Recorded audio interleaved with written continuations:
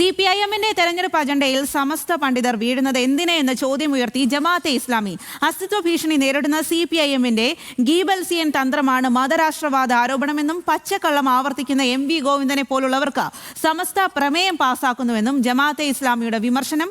മുഖവാരികയായ പ്രബോധനത്തിലെ ലേഖനത്തിലാണ് സമസ്തയെ അതിരൂക്ഷമായി വിമർശിക്കുന്നത്. ബെൻസൺ ബാബുവാണ് കൂടുതൽ വിവരങ്ങളുമായി ചേരുന്നത്. ബെൻസൺ, അതിരൂക്ഷമായിട്ടുള്ള വിമർശനം സമസ്തയ്ക്കെതിരെയാണ്. എന്താണ് ഈ മുഖവാരികയിൽ പറയുന്നത് ജമാഅത്തെ ഇസ്ലാമി? സ്വാതി സൂചിപ്പിച്ചതുപോലെ തന്നെ ജമാഅത്തെ ഇസ്ലാമിയുടെ മുഖമാസികയായ പ്രബോധനത്തിലാണ് ഇത്തരത്തിലൊരു ലേഖനം വന്നിട്ടുള്ളത്. ഇതില്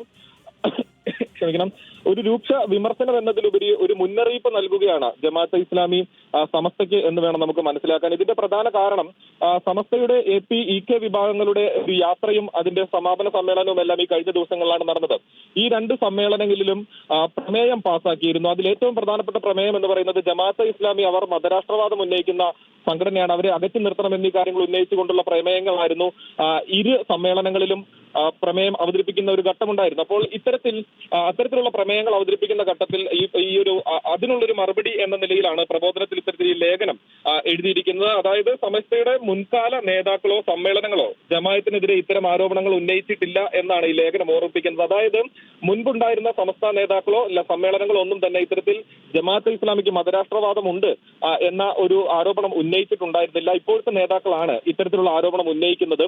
അത് LDF-നോട് ചേർന്ന് അല്ലെങ്കിൽ CPIM-നോട് ചേർന്ന് നിൽക്കുന്നത് കൊണ്ടാണ് അത്തരത്തിലുള്ള ആരോപണങ്ങൾ വരുന്നത് എന്ന ഒരു വിമർശനമാണ് ഉന്നയിക്കുന്നത്. ആ വിമർശനം ഒരു മുന്നറിയിപ്പായി നൽകുന്നു. ഈ ഒരു ലേഖനം പൂർണ്ണമായും വായിച്ചു കഴിയുമ്പോൾ നമുക്ക് മനസ്സിലാക്കാൻ സാധിക്കുന്നത് ജമാഅത്തെ ഇസ്ലാമിക്ക് ഇപ്പോഴും സമസ്ത തങ്ങളോടൊപ്പം ഉണ്ടാകണം എന്നൊരു ആഗ്രഹമുണ്ട്. അതിന്റെ ഒരു പ്രതിഫലനം ഈ ഒരു ലേഖനത്തിൽ നമുക്ക് കാണാൻ സാധിക്കും.